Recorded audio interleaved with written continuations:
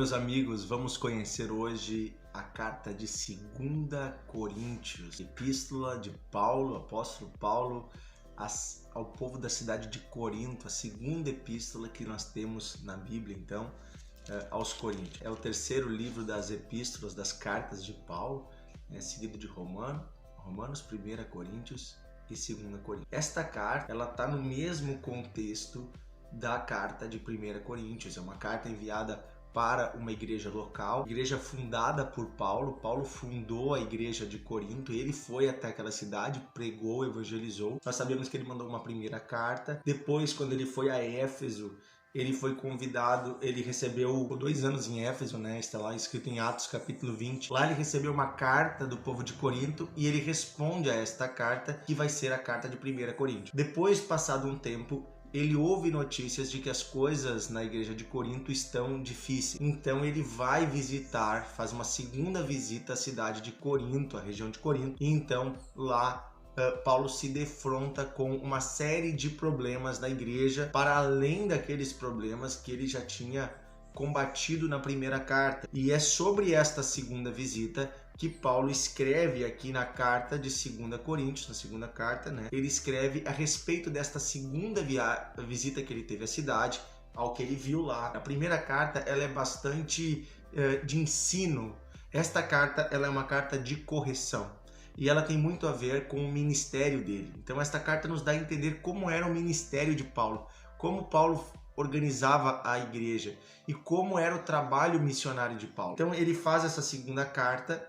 Alguns dizem que 2 Coríntios, na verdade, são duas cartas. A visão de alguns estudiosos dizem que o capítulo 10, 11, 12 e 13, esses últimos 4 capítulos, seriam uma carta à parte, chamada de carta severa, que ele teria enviado esta carta pelas mãos de Tito para a igreja de Corinto, a fim de corrigir a igreja. E que os primeiros 9 capítulos ele teria enviado por outros emissários primeiro e depois mandado aquela segunda carta. Mas não importa, se tá tudo aqui o texto, se elas foram enviadas em 2 partes ou em uma só, todas vieram de Paulo. E ela é muito ligada, como eu falei antes, ao ministério de Paulo. Ela traz em muitos momentos a defesa do ministério de Paulo. Ele, como apóstolo legítimo, chamado por Cristo, aquele que fundou a igreja, ele estava muito triste vendo que a igreja estava caminhando para um caminho errado. A igreja estava ouvindo a falsos profetas, falsos líderes. Ele chega a dizer que esses líderes,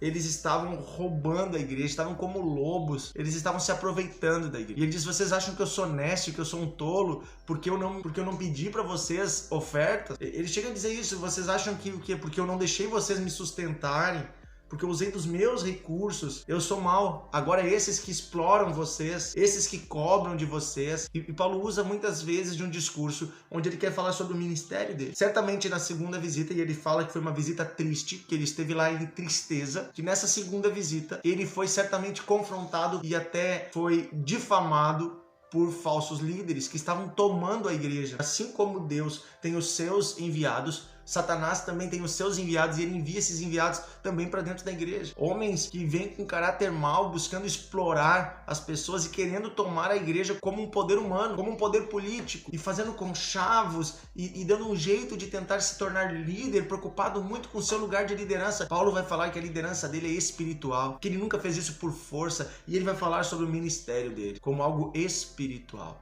Enquanto esses líderes estavam dominando pela força, estavam dominando por conchavo. Então, esta carta, ela fala muito sobre o ministério de Paulo. Tem muitas defesas do ministério de Paulo. No capítulo 1 até o capítulo 7, nós temos uma explicação do ministério de Paulo, onde Paulo também fala sobre o perdoar, no capítulo 2, que ele inclusive perdoava pessoas que tinham errado no passado na igreja, certamente aquelas citadas na primeira carta, mas que tinham se arrependido. Ele apela no capítulo 6 e 7 que a igreja se separe do mal, que aquilo que é bom não se misture com o que é mal, que a igreja não faça acordos, que dentro da igreja as pessoas não aceitem se misturar. Ele diz que tipo de comunhão tem a luz com as trevas, e ele confronta a igreja a isso, a não misturar, a não aceitar andar conforme o mundo anda. Depois nós temos do capítulo 8 em diante, capítulo 8 e 9, uma fala de Paulo em defesa da grande coleta que eles estavam fazendo. O que é isso? A igreja em Jerusalém estava passando por uma época de crise, os irmãos estavam sendo perseguidos e então eles estavam perdendo seus bens, estavam passando necessidade. Paulo foi por todas as igrejas por onde ele passava antes de ele ir para Jerusalém, coletando doações, dinheiro, recursos, para levar para a igreja em Jerusalém. E é interessante isso, como a igreja tem que ser solidária, como nós devemos ser solidários com nossos irmãos. E aqui ele fala sobre ofertas, né? Ele fala, inclusive no capítulo 9, aquele texto muito conhecido, né? Que aquele que pouco semeia, pouco também vai colher, que cada um contribua conforme está colocado no seu coração, não por tristeza, mas por alegria, porque Deus ama quem dá com alegria.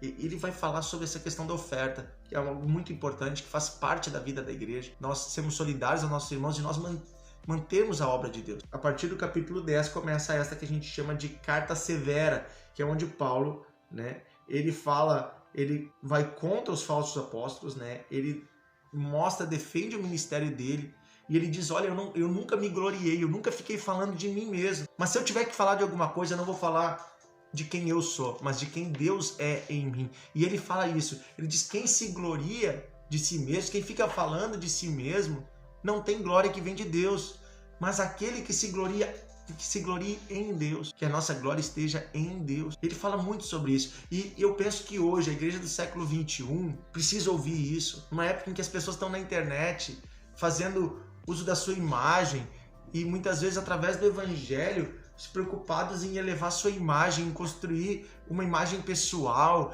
em se mostrar, em mostrar-se como o melhor evangelista, como o melhor pregador, construindo ministérios com nomes de homens, ministério do fulano, ministério do ciclano. As pessoas não se dão conta que elas, ao invés de estarem dando glórias a Deus, elas estão dando glórias a ela mesma. Cuidado para que você não use o evangelho para um fim indevido, porque o fim do evangelho é a glória de Deus e a salvação dos homens. Se você está rendendo glórias a você mesmo, você está fora do projeto do evangelho. Paulo fala sobre isso na carta de 2 Coríntios. Ele fala do cuidado que ele tem com essa igreja e ele fala então da advertência, que ele vai voltar até lá e ele vai voltar com o poder do Senhor.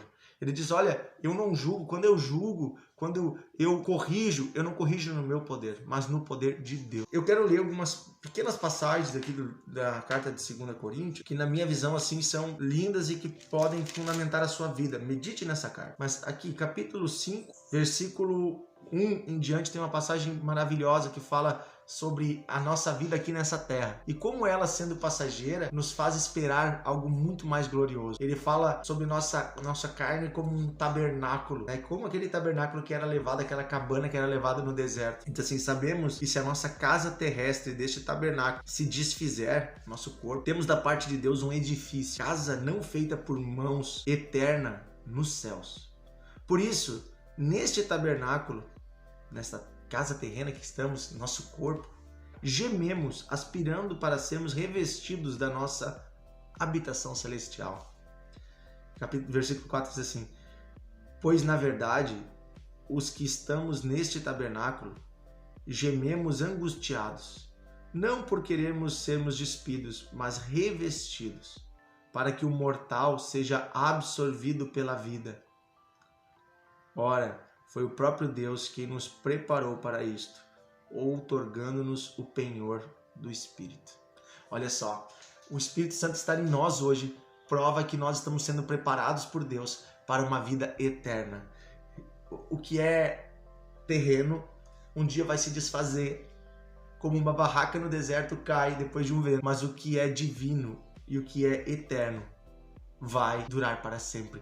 O mortal será revestido de imortalidade. Viveremos para sempre com Deus. E é nisso que deve estar a nossa esperança. É nisso que deve estar a nossa alegria. E eu termino com esse texto, a meditação sobre a carta de 2 Coríntios. Viva a sua vida olhando para a eternidade, pois é assim que Paulo vivia. Por isso ele continuava seu labor pela igreja, sua luta pela igreja, não olhando para homens, não olhando para a glória terrena, mas olhando para aquilo que é eterno.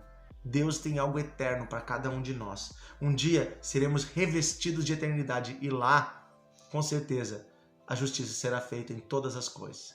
Que Deus abençoe você, guarde o seu coração em Deus e viva pela fé no sobrenatural.